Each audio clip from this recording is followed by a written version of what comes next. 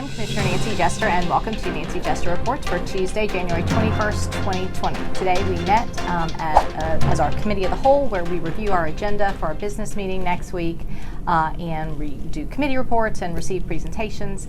And of course, then we had our committee meetings following that. So I'm going to update you on what we did. This will be a fairly quick update. We didn't have any presentations today at our Committee of the Whole. We went over our committee meetings, and one thing to note is we're changing when we do the Finance, Audit, and Budget Committee meeting. I'm still the chair of that. I'll chair that for this year again, 2020. And instead of having on our Committee of the Whole days, Finance, Audit, and Budget Committee will meet on our Board of Commissioners Day. So we're changing that particular committee and when you get that report from me. So we did not meet today with that committee. I am now, in addition to being the chair of that committee, I remain on the Public Works Committee. So I will continue to update you on that committee's work this year. And I've been asked to serve, and I am serving now, on the ERPS Committee, which is the Employee Relations and Public Safety Committee. And so we had our first committee meeting that I was involved in with that committee today. So I'll give you an update on that.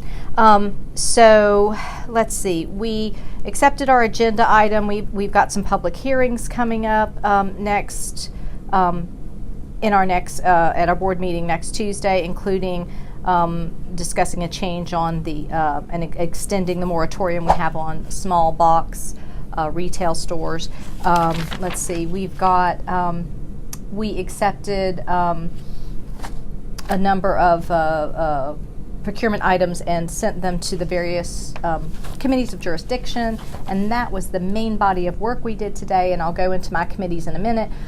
We will be ratifying the District 1 appointment of a new citizen to the Recreation, Parks, and Cultural Affairs Advisory Board. So I'm appointing Linda Clark to that board from Tucker, and so I appreciate her being willing to serve District 1 in this capacity. She is a tremendous advocate for parks and in DeKalb, and I've really enjoyed getting to know Linda, so we'll be approving that next board meeting. So we did have committee meetings today.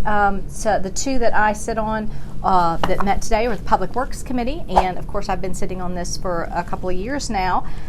We have a new chair, so we have Commissioner Lorraine Cochran Johnson is our chair this year, as Commissioner Bradshaw rolled off. He's now our presiding officer, and today was the first meeting he presided at, so it was great to have him in that role.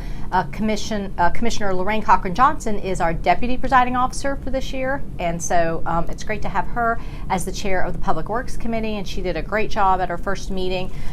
We went through some of our goals for the committee for 2020. One of the things she wanted to add was a capacity report to the committee on sewer connection and sewer capacity that we see, sewer connections that we're seeing. So we're going to get new reports on that.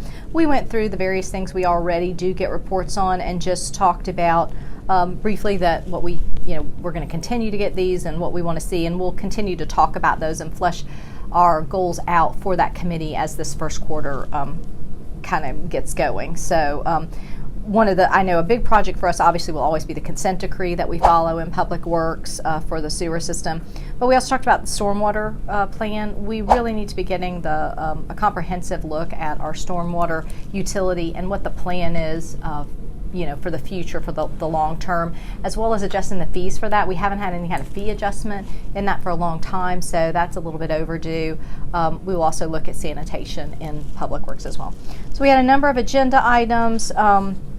We went through in a very detailed way. Once again, our audit processes are proving very valuable to the Public Works Committee, because where we're getting asked for $3 and $4 million for a contract, our auditor might come back and say, well, but only $700,000 is justified.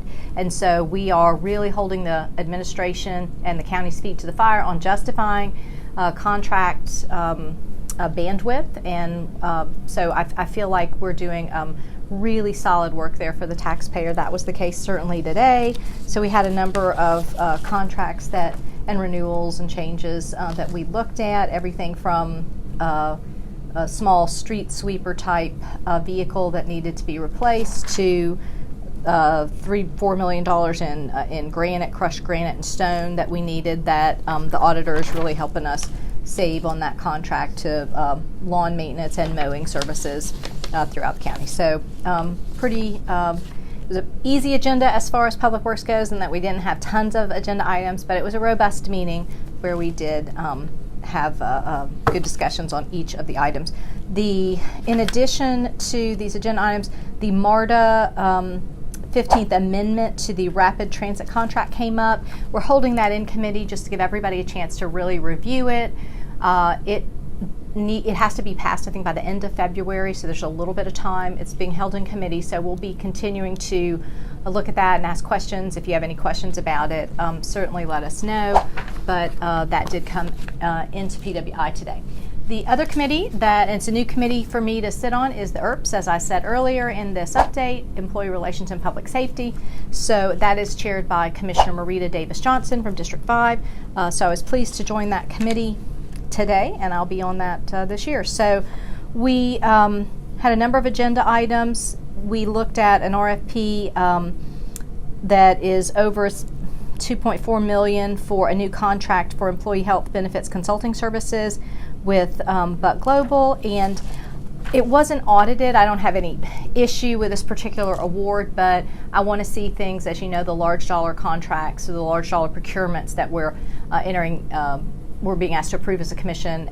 I'd like to see those audited. We're doing that in Public Works. We're doing that in our Finance Committee. So I hope that we will start doing that in the ERPS committee as well. So I did not vote on this because it's over the threshold that I'm going to approve or vote to approve until we get some parameters in the ERPS department about what we're going to have audited and not audited, because that committee hasn't been doing that, those internal audits yet. So not anything against that particular procurement, just want the audits. We had a few we had a change order to the quick response vehicles, putting some battery, some power equipment on those vehicles so they can plug in certain things and keep them charged on those vehicles. So that was a change order. We have sort of a ratification, sort of a change order that we're gonna, we didn't put a recommendation on, but this is for the medical examiner services. I expect a substitute to come before the commission so that it can kind of parse the ratification that needs to be done on this agenda item, as well as the change order going forward. Really, it's not any kind of additional cost. It was sort of just a glitch with the language of the agenda item the board had approved a couple of years ago that's now been caught. So it really doesn't change the amount we're spending for this service, but we need to get the language corrected in the agenda item. And then we accepted the state and federal forfeitures for police services. So we also got a look at the budget, what they're using the forfeitures for, and discussed that. We also got a nice update on community engagement from the police department. So that was a very good presentation by them, and I really appreciate that. So that was the ERPS committee, that was PWI committee, and that was committee of the whole today. So join me next Tuesday. We'll have our BOC meeting, and I will give you another update on your Board of Commissioners. So join me next time. Thank you.